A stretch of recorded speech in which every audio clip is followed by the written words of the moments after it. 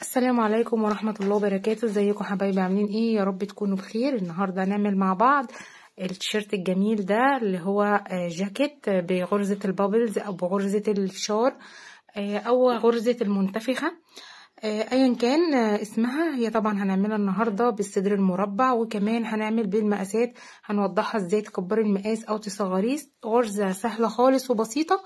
يلا بينا ندخل في طريقة العمل. قبل ما ندخل في طريقة العمل، لو عجبك الفيديو ما تنسيش تعملي لايك واشتراك للقناة. لو اول مرة بتشوفيني واول مرة بتسمعيني ما تنسيش تفعلي الجرس كمان علشان يوصلك كل جديد من القناة. يلا بينا نبدأ بسم الله.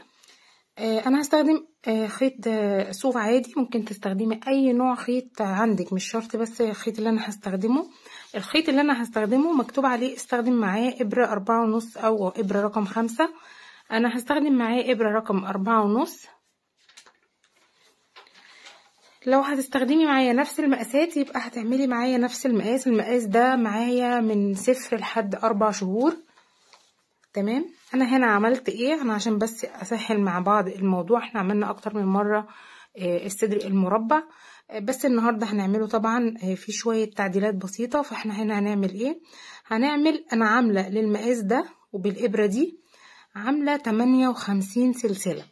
تمام. لو انتي هتعملي بإبرة أصغر، مقاس أصغر، بتزودي طبعا عن كده، وبتمشي على التقسيمات معايا برضو، بحيث تزودي. لو هتزودي 4 غرز طبعا زيادة بتبقى بالأربعة، هتحطي غرزة على كل جنب من الأربعة. أنا هنا دول 58 عمود بلفة، تمام، بدون أي شيء، احنا ما عملناش أي زيادة أو أي نقصان، اشتغلت عليهم عمود بلفة عادي. بعد كده السطر الجاي ده اللي انا هبتدي اقسم فيه الغرز. طبعا الجاكيت مفتوح، يبقى الجزئين دول هيبقوا قد بعض اهو. ارتفعت 3 سلاسل وهلف الخيط معايا كده، وهاجي هنا في اول سلسلة من العمود هدخل فيها واعمل غرزة عمود بلفة. هشتغل 7 عواميد، وطبعا لان لما باجي اقسم هنا هيطلع معايا العدد 7 و7 هم 14. ادي 1 2 3 4 5 6 7. احنا كده بنعمل تقسيمة صدر مربع عادي. بعد كده الغرزة اللي هنا دي بدخل فيها وبعمل فيها التزايد اللي هي غرزة المروحة، عبارة عن 2 عمود بلفة سلسلتين، 2 عمود بلفة اهي. ودي كده اول جزء عندي في المروحة. احنا بنعمل 4 مراوح، احنا تعتبر دي اسهل طريقة تمشي بيها على الصدر المربع، وبتعملي بيها لأي مقاس زي ما قلتلك، بس بنزود 4 غرز لما المقاس بيزيد معاكي في السن. بعد كده بشتغل 14 غرزة عمود بلفة،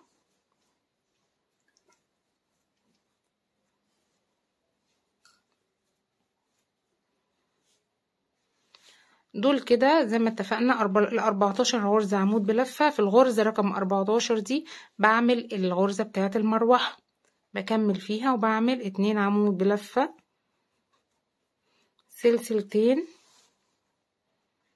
2 عمود بلفة. يبقى كده عملنا تاني جزئية من التزايد. بعد كده بعمل برضو 14 عمود بلفة، وفي ال14 بعمل التزايد بتاعي، يعني بعمل 13 عمود بلفة، وفي الغرزة رقم 14 بعمل غرزة التزايد. هنا ال7 دول هما اللي ابتدينا بيهم عشان الجاكيت مفتوح.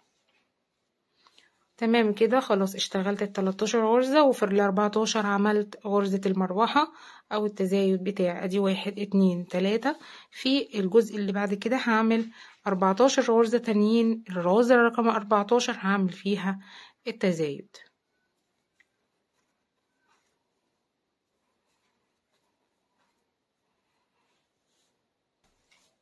خلاص كده، دي كده اخر تزايد عندي. لازم بيكون عندك 4 متشكلين بنفس الشكل ده. ادي 1 2 3 4. هكمل هنا بقى ال7 غرز التانيين عشان يبقى عندي هنا 14 غرزة يبقى للصدر المربع. انا هعمل هنا ال7 غرز دول، ويبقى كده احنا نهينا السطر الاول من التزايد عشان نشتغل غرزة الفشار في السطر الجاي بإذن الله. احنا هنا السطر الجاي هيبقى هنا البابلز معمولة على الجزئين بتوع الصدر من قدام، يعني انا الظهر مش هنشتغل فيه غرزة البابل. فاحنا هنعمل ايه؟ الشغل كله هيبقى بالشكل ده كده. انا هظبطها معاكي. هيبقى هنا كده في الجزئية دي والجزئية بتاعة الأكمام، يعني الجزء بتاع الوش بتاع الجاكيت. فاحنا هنا الغرز كلها هتبقى في الجزئية دي لحد هنا كده، ملناش دعوة بالجزء بتاع الظهر. هلف الشغل واروح جاية هنا في أول عمود هشتغل عمود، واللي بعدها برضو كمان عمود. يبقى أنا عندي 3 كده عمود. هلف الخيط على الإبرة وهاجي في العمود رقم 4 وهدخل واعمل 5 عمود بلفة غير مكتملة. يعني ايه؟ يعني بطلع من حلقتين وبدخل تاني، الف الخيط على الإبرة وبطلع من حلقتين، والف الخيط تاني على الإبرة وبطلع من حلقتين. اتكون عندي 4 حلقات على الإبرة. انا عايزاهم 5 حلقات، ممكن تعمليها 6 حلقات عشان لو الخيط معاكي رفيع. فهنا هعملها 5 حلقات. ادي 1 2 3 4 5. هطلع من ال5 حلقات مرة واحدة، ومش هقفل عليهم هنا كده، لأ، هقفل عليهم بان انا اشتغل في السطر اللي بعدها على طول غرزة حشو اهو عشان تظهر معايا من ورا. بعد كده هشتغل عمود بلفة كمل عادي خالص. 2 كده عندي ادي 1. احنا عملنا غرزة حشو هنا 2 3. وفي رقم 4 اللي هي قبل الغرزة بتاعت المروحة بنقطتين هشتغل فيه واحدة منهم واعمل غرزة كمان من الفشار اهو. يعني احنا ماشيين 3 وفي الرابعة بنعمل الفشارة. ادي 1. ادي كده عندي 3 لفات، 4 لفات، 5. بطلع من ال5 مرة واحدة وبقفل عليهم بغرزة حشو في العمود اللي بعده على طول. بعد كده بلف الخيط على الإبرة وبدخل في الفتحة بتاعة المروحة وبدخل على طول واعمل مروحة جديدة، عبارة عن 2 عمود بلفة سلسلتين، 2 عمود بلفة. طب نشوف الشغل بقى من الناحية التانية اهو.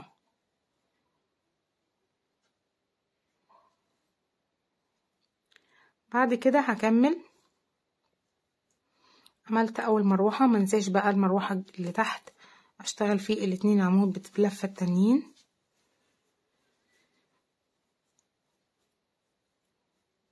ادي 1 2. بكمل وبدخل في التالتة. في رقم 4 بعمل على طول الغرزة بتاعة الفشار. ادي 1 2 3 4. يبقى اكون عندي 5 لفات على الإبرة. بخرج من ال5 لفات وبقفل عليهم في الغرزة اللي بعدها بغرزة حشو. وبعد كده بكمل. ادي 1. احنا كده غرزة الحشو دي من ال1، يعني اعتبر عمود، لان لما نيجي نلف الدور الجاي هنشتغلها عمود. ادي كده رقم 2 3. في الرابعة بعمل غرزة الفشار.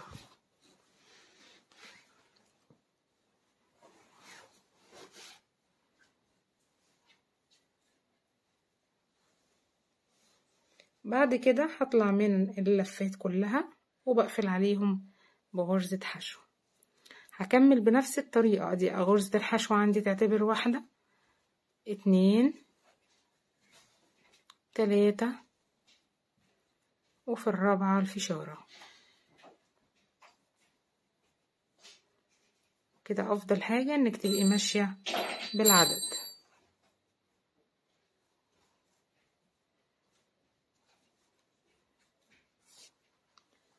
بصي المنظر اهو معاكي. خلاص اخرنا اصلا هنا في غرزة الفشارة في الجزء بتاع المروحة التانية على طول، مش بشتغل فيها اي حاجة. الظهر ما بشتغلش فيه اي شغل اهو. ادي 1 2 3 وفي الرابعة هنا بعمل فشار.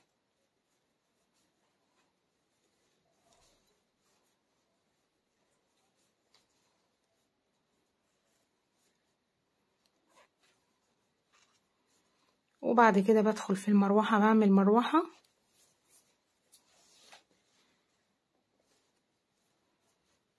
2 عمود بلفة، سلسلتين 2 عمود بلفة. الامر سهل وبسيط ونمشي على الخطوات بس هتبقى كل حاجة تمام. بعد كده عندي الظهر ال14 غرزة بتوعهم همشي عليهم عمود بلفة عادي خالص. هكمل بنفس الطريقة. ال14 غرزة بتوع الظهر همشي عليهم 14 غرزة عادي. وقبل ما اخلص الجزء طبعا انا هروح اكمل كل ده بنفس الطريقة. كل 3 غرز، الرابعة بعمل فيها فشارة، 3 غرز بعمل في الرابعة فشارة. نفس بالظبط ما انا كنت شغالة هنا هشتغل واكمل هنا بنفس الطريقة. والمروحة تقابلني هشتغل برضو فيها مروحة. الدور ده هكمله بنفس الشكل وهرجع معاكي الدور الجديد. خلاص كده، خلاص كملت الدور بنفس الطريقة اللي عملنا بيها الجنب التاني. هنيجي بقى الدور الجديد. انا هنا ارتفعت 3 سلاسل، اشتغل عمود بلفة كله. هاجي هنا ده اول سلسلة ارتفاع، هي بمثابة اول عمود. وبعد كده هدخل في اللي بعده على طول وهيبقى برضو عمود. وبعد كده عندي اللي هي غرزة الحشو هنشتغلها غرزة الفشارة هنشتغل عليها برضو هنا كده اهو. هشتغلها عمود منسيبهاش، هنشتغل فيها برضو عواميد. وهنا فوق كل عمود عمود. وبعد كده هنيجي هنا اهو عندي غرزة الحشو اللي كنت اشتغلتها، هشتغل برضو فيها عمود والفشارة اهي، لان الفشارة كنا شغالين في عمود فبنشتغل مكانها برضو عمود.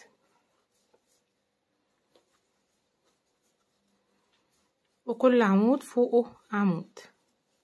وباجي هنا عند المروحة وبشتغل فيها مروحة جديدة. امر سهل خالص وبسيط، كل مروحة بتقابلك بتشتغل فيها مروحة تزايد عادي. عبارة عن 2 عمود بلفة، سلسلتين 2 عمود بلفة. بيقابلني هنا ال3 غرز بشتغل فيهم عواميد عادي.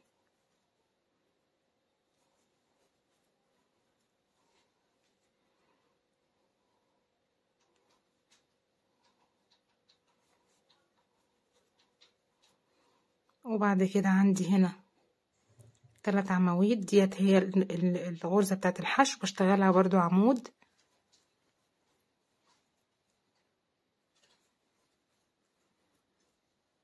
اهي منسيبهاش. وبعد كده بكمل بنفس الطريقة فوق كل عمود عمود، وفوق كل غرزة حشو عملتها في الجزء اللي ورا بعملها برضو عمود اهو. هكمل بنفس الطريقة السطر كله لحد ما اوصل لنهاية السطر بنفس الشكل كده، كلها عواميد بلفة. تمام كده انا كملت السطر، كلها عبارة عن غرز عمود بلفة. هاجي السطر الجديد اللي هو رقم 3. احنا بنشكل هنا، يعني انا شغالة على اي اساس. احنا عايزين هنا 6 اسطر من الغرز علشان اشكل الجسم معايا بتاع المقاس المظبوط. يعني انا لما اوصل ل 6 غرز من الفتحات بتاعه التوسيع دي او الغرز بتاعه الجناب، يبقى انا كده وصلت للمقاس المظبوط معايا. فانا هعمل ايه هنا برضو نفس السطر، تكرار السطر اللي قبليه، اللي هو بدخل في الغرزة رقم 4 وبشكل غرزة فشارة جديدة. خلاص هنا كده بصي الشكل هو مفتوح. احنا زي ما اتفقنا بنعمل فيه الجزء بتاع اليد والجزء بتاع الوش بس. فهاجي هنا ادي اول عمود عندي، بعد كده تاني عمود، بصي الظهر بتاعها، تاني عمود،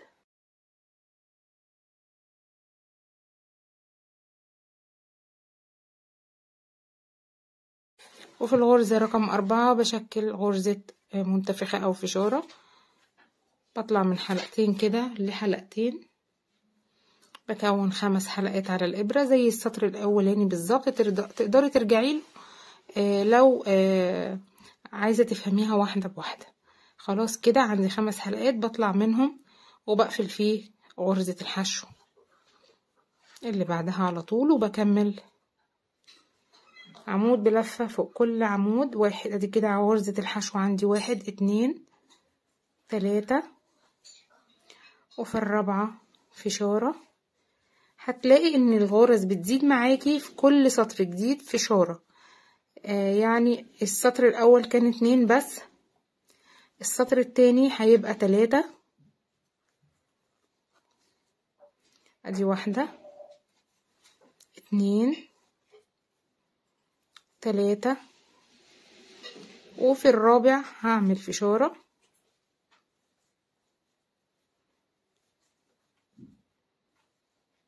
عملنا بالمنتفخة او الفشارة ده عملنا حاجات كتير جميلة. عملنا السلوبيت الازرق، هعمل هنا غرزة حشو في المروحة او التزايد زي ما بتسميها، وبعد كده بدخل واعمل في السلسلتين دول مع بعض، بدخل فيهم وبعمل مروحة جديدة 2 عمود بلفة، سلسلتين،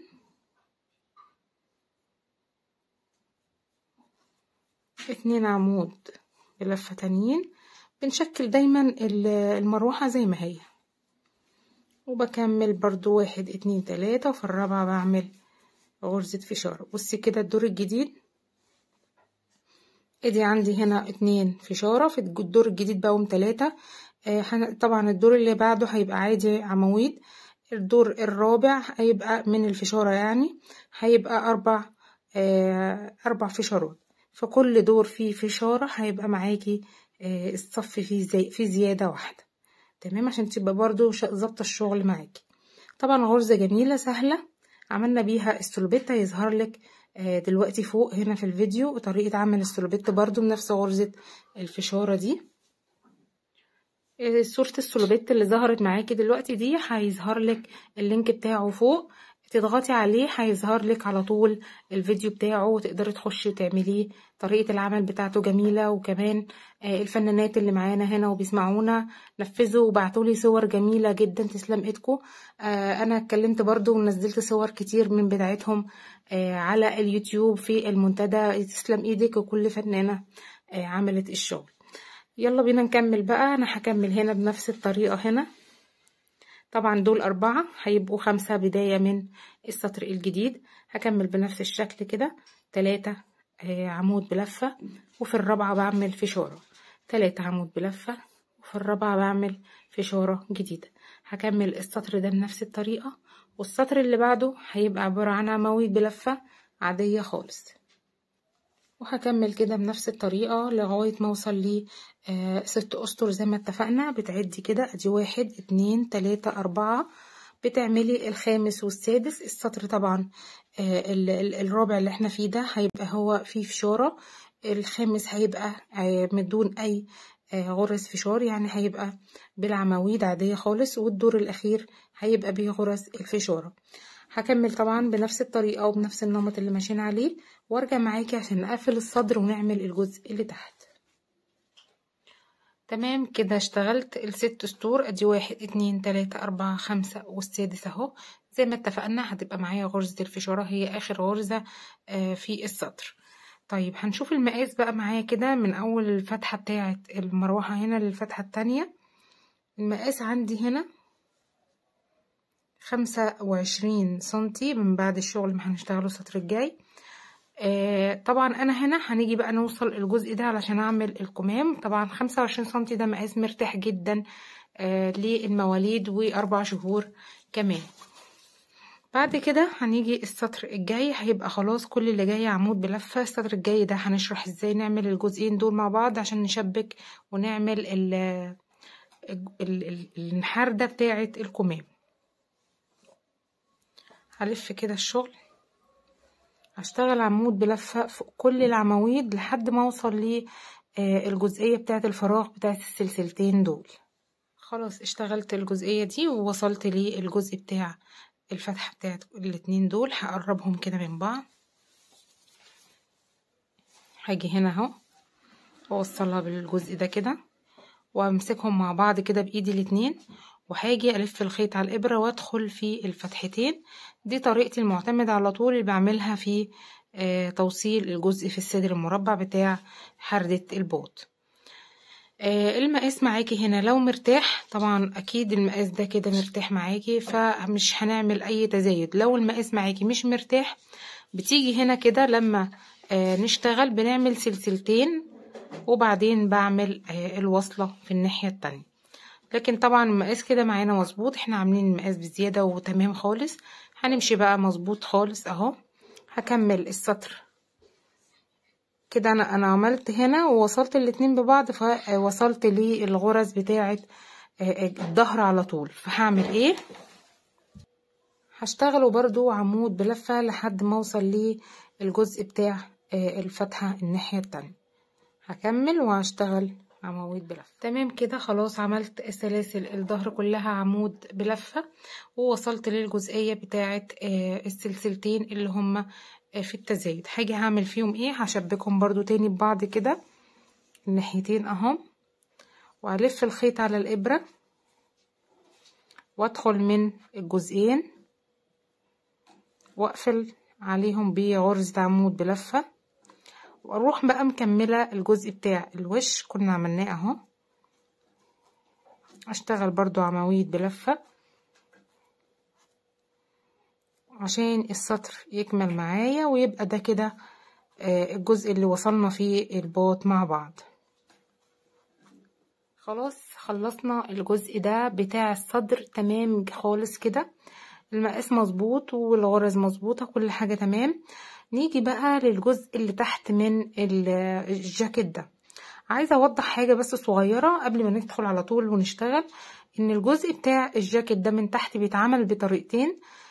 منها طريقة عملنا بيها الجاكيت ده قبل كده، هيظهر لك برضو اللينك بتاعه لان احنا هنشرح طريقة تانية عشان يبقى متوفر معايا على القناة الطريقتين لأي اي حد يعوز يعمل الطريقة دي موجودة والطريقة دي موجودة. الطريقة اللي احنا اشتغلناها قبل كده اللي هي بنعمل قطعة كبيرة مستطيلة عبارة عن 3 أضعاف من دوران الوسط بتاع الطفل، وبنعملها بعد ما بنخلص خالص الجزء ده بنشبكه خياطة في الجزء ده، وبنعمل الكسر على الأجزاء اللي أنا عايزة أعمل فيها الكسرة بتاعة الجاكيت. تمام، دي كده طريقة طبعا الأسهل بالنسبة لك تقدري تشتغليها. بعد كده النهاردة بقى الطريقة اللي هنعملها مع بعض ان احنا بنعمل غرز تزايد، ودي برضو طريقة تانية هنعملها بقى نوضحها واحدة واحدة كده بالراحة مع بعض. ازاي اعمل الكسر؟ طبعا الكسر الموجودة عندي في الجاكيت ده موجودة عندي في الجزء الامامي من الجاكيت، فانا هعمل هنا كسر وهعمل هنا كسرة وهنا كسرة. هنوضح ده ازاي. يلا بينا نشتغل ونقول بسم الله كده ونبدأ فيها. هاجي هنا انا طبعا عندي الغرز دي بعدها كده 2 4 6 8 10 12 14 16 18 19 20 غرزة بالغرزة بتوع القبط. معنى كده ان انا هشتغل 10 و10. تمام، طبعا في الغرزة رقم 10 هي اللي هيبقى فيها الكسرة. هلف الخيط على الابرة وهدخل على طول ادي كده، ده اول عمود، دي اول سلسلة. بعد كده هشتغل 9 عواميد بلفة،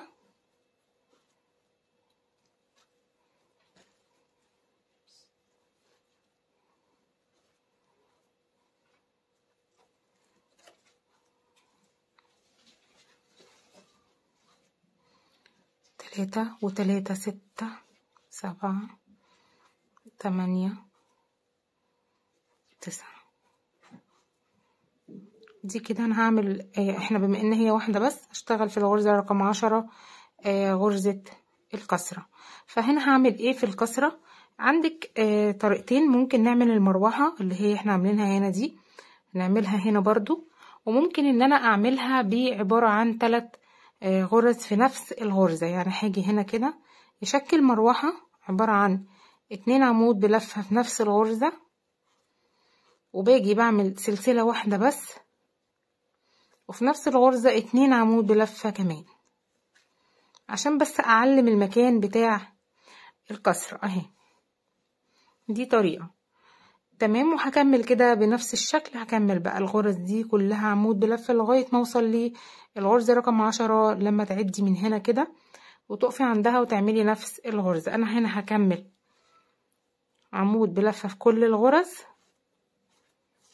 تمام لحد ما اوصل للجزء ده.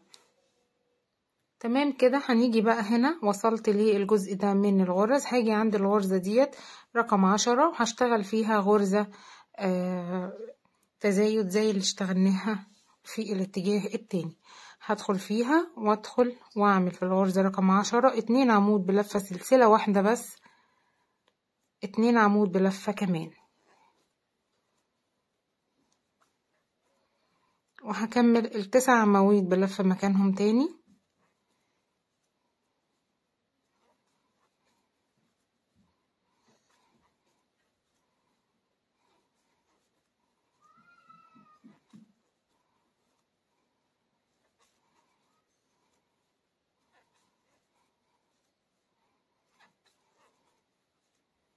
بعد كده السطر الجديد هعمل ايه؟ هرتفع 3 سلاسل تمام اهو. عندي اول مروحة اهي والمروحة التانية اهي. السطر الجديد هشكل مروحة برضو جديدة علشان عايزة الجزء ده يزيد. يعني هعمل في الغرزة اللي فيها سلسلة دي هشتغل فيها تزايد، هلف الشغل. طبعا انا كده شغالة علشان عايزة اعمل الكسرة، فعايزة اخليها باينة شوية او ظاهرة، فبعمل التزايد. يعني انا هنا ممكن اعملها دي كده تبقى اخر تزايد عندي، وبعد كده ما اشتغلش تاني اي تزايد، فالكسرة مش هتبقى جامدة، يعني مش هتبقى قوي ظاهرة. عايزة طبعا كل ما بتزودي معاكي في عدد الاسطر، يعني انت هنعمل هنا سطرين ممكن تخليها انت 3، فهتبقى معاكي ظاهرة بإذن الله. هاجي اشتغل المروحة، وبعد كده هدخل في السلسلة اللي انا عاملاها واشكل مروحة جديدة اللي هي عبارة عن 2 عمود بلفة سلسلة برضو 2 عمود بلفة اهي. هي هتبتدي تتشكل معاكي لما تخلصي الدور وتيجي تعملي اللفة هتلاقيها جت معاكي بقت عاملة كسرة في الشغل. وهكمل بعد كده عواميد بلفة لحد ما اوصل للمروحة اللي بعد كده. بصي حتى هي عاملة هيك كسرة من غير ما انا لسه ما اشتغلتهاش. هاجي هنا الف الشغل لغايه ما اوصل للمروحه اللي عملناها في اول سطر، وهتعملي مروحه جديده. انا هكتفي بسطرين من المروحه. بعد كده هكمل باسطر عاديه خالص، هكمل رايح جاي بعدد من السطور من العمود بلفه فوق كل عمود عمود، وهشتغل لغايه ما اوصل للطول المناسب. طيب انا هرتفع قد ايه، او الجزء ده اللي هشتغله هيكون قد ايه؟ لو جبنا المتر كده وقسنا، انا محتاجة ان انا اشتغل هنا 30 سنتي، يعني يبقى طول الجاكيت معايا 30 سنتي تمام. بعد كده بعد ما اخلص يعني الجزء بتاع الاسطر هنا دي ما فيهاش اي شغل وسهل خالص، هعملها طبعا بره الفيديو وهرجع برضه اوريهالك. هنيجي بقى للجزء بتاع الكمام. انا هشتغل هنا في الكمام جزء من العمود بلفه برضو، وهرجع اقولك اشتغلت قد ايه علشان نعمل الجزء البومبي برضو اللي موجود في الكم. هرجع معاكي بعد ما اكون خلصت الجزء ده لطول 30 سنتي، وارجع اكون اشتغلت برضو هنا في الجزئين بتوع الاكمام عشان ما يبقاش وقت الفيديو طويل عليكي. تمام كده انا خلصت الجزء اللي تحت زي ما اتفقنا، وعملت الكم ده عشان نشوفه مع بعض، والكم ده طبعا هنكمله مع بعض. انا قلت لك ان انا هعمل هنا عدد من السطور، وهعمل هنا برضو نفس عدد السطور. هنوضح ده ما عملتش فيه اي حاجة، انا اشتغلت في كل عمود عمود بس هنا في الكم ما عملتش اي شغل فيه. ده شكل الكسر اهو. بعد ما خلصت كده السطور هنقيس مع بعض بكام سنتي بالظبط كله. ده كده من فوق اهو هنا 31 سنتي. برضو عشان انا ابقى وضحت كل حاجة، انا عملت هنا عبارة عن كل فتحة من الفتحات اللي كانت موجودة عملت فيها 2 عمود بلفة في كل فتحة، في كل فتحة 2 عمود بلفة. حتى كمان عملت على دوران الرقبة 2 عمود، كل عمود عمود، لكن في الفتحات بس بتاعة الجاكيت عملت 2 عمود في كل فتحة من الفتحات. تمام. ده بالنسبة للجاكيت نفسه. بالنسبة للكم اهو 28 سنتي. تعالوا بقى نشوف عملنا الكم كده ازاي. بصي الكسر. اولا هنا انا عملت السطور اللي موجودة عندي، عملت 1 2 3 4 4 غرز، 3 غرز كده، والسطر الرابع عملت فيه تناقص. عملت فيه تناقص ازاي؟ التناقص بيبقى عبارة عن هنعمل هنا كده بسم الله. بعمل كده، باخد العمود بلف كده الخيط على الإبرة وبدخل فيه الخيط وبطلع من حلقتين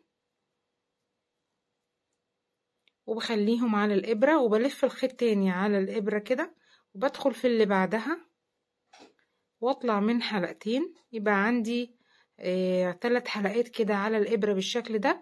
اطلع من ال3 حلقات، يبقى انا خليت الغرزتين في غرزة واحدة بس. يبقى انا كده عملت تناقص. عملت تناقص 4 مرات، يعني عملت تناقص هنا كده، هعمل تناقص 4 مرات في الغرزة عشان يصغر معايا الجزء ده كده شوية قبل ما نعمل الجزء المنفوخ للكم.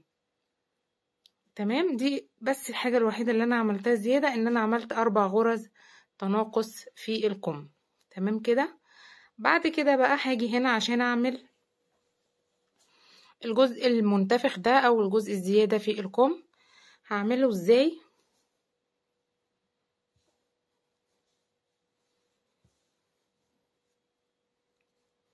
هاجي هنا كده واشتغل فيه تزايد. يبقى انا بعد ما اشتغلت تناقص سطر تناقص هشتغل السطر اللي بعده تزايد. هعمل ايه؟ هشتغل كده ادي 1 2 3. هشتغل كده حوالي 6 سطور او 7 سطور، واجي في الغرزة اللي بعدها اعمل تزايد. والتزايد عملناه قبل كده ووضحناه زي ما عملنا في الكسرة. هنعمل هنا برضو التزايد بيبقى عبارة عن ايه؟ 2 عمود بلفة في نفس الغرزة سلسلة، 2 عمود بلفة اهو، 2 عمود بلفة سلسلة في نفس المكان. هدخل واعمل 2 عمود بلفة، يعني اللي انا عملت فيه تناقص فوق عملته تزايد تاني. هي الفكرة من التناقص ان انتي بتضيقي الكم من فوق وبعدين بترجعي توسعيه تاني بطريقة غير مباشرة. طيب انا في الكم هنا المقاس طبعا ده صغير مش كبير، فمش عايزة الكم يبقى كبير قوي على البيبي، فهكتفي ب2 غرزة بس تزايد. هاجي هنا كده واعمل كمان غرزة تزايد ادي 1 2 عمود سلسلة، 2 عمود في نفس الغرزة، هكمل عمود بلفة.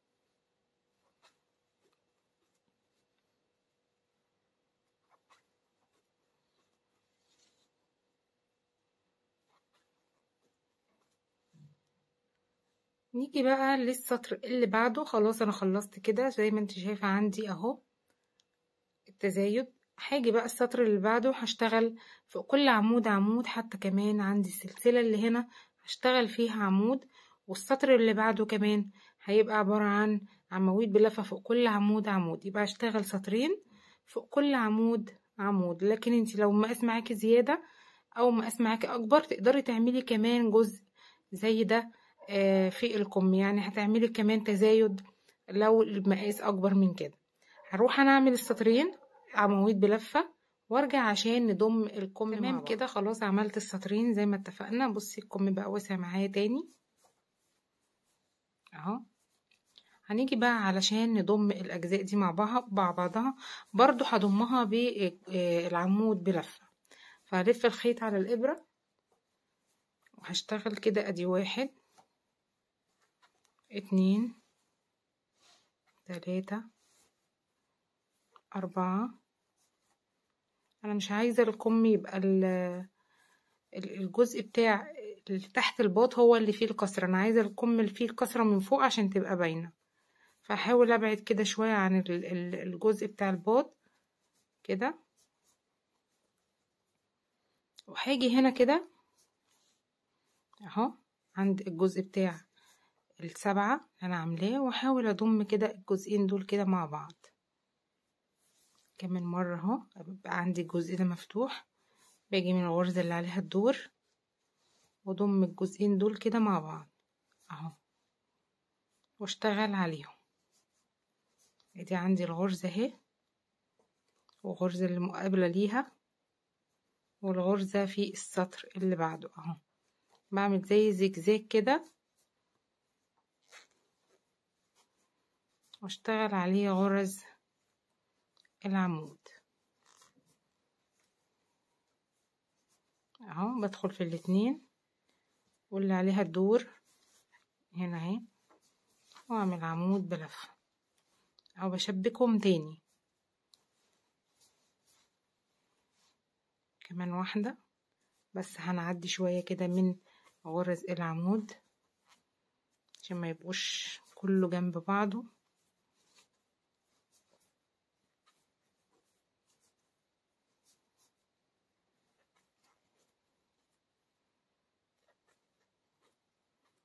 كده وباجي بقى هنا ادي الغرزة اللي عليها الدور، بسيب 1 2 3 4 وبدخل في رقم 5، خليها قصادها كده اهي.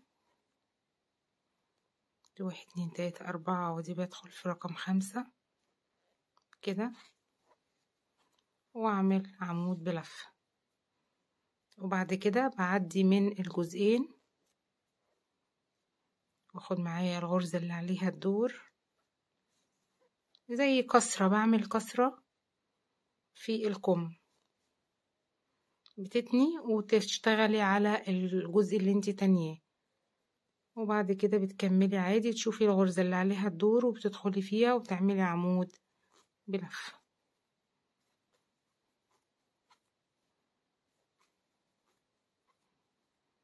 هكرر انا كمان مرة الكسرة دي هنا،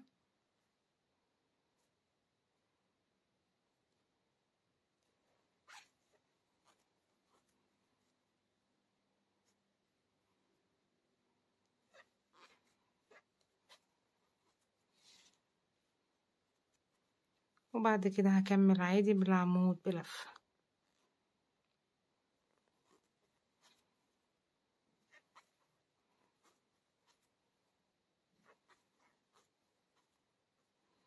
خلاص الدور هقفل بغرزة منزلقة وارتفع 3 سلاسل. بصي شكل الكم اهو.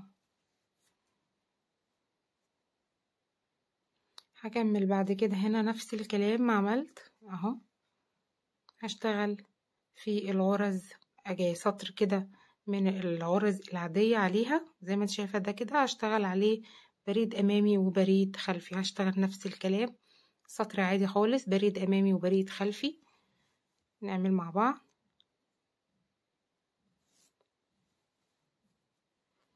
البريد الامامي بدخل تحت الحلقتين كده وبطلع بسحب الخيط وبطلع من حلقتين حلقتين. اللي بعديه بدخل هنا كده تحت الخيط والإبرة، بطلع من حلقتين في حلقتين. اشتغلت في الكم التاني اشتغلت سطرين، يعني السطر ده وكمان سطر من البريد الأمامي والخلفي. هشتغل هنا برضو سطرين نفس الطريقة، بريد أمامي وبريد خلفي نفس الكم ده. خلاص كده ده شكل الجاكيت بعد ما خلص. انا حطيت الزراير ده باللون ده علشان لون البنطلون طبعا بتاع الجاكيت. يا رب يكون الفيديو عجبك ويكون سهل وامر بسيط وما كنش طولت عليكم.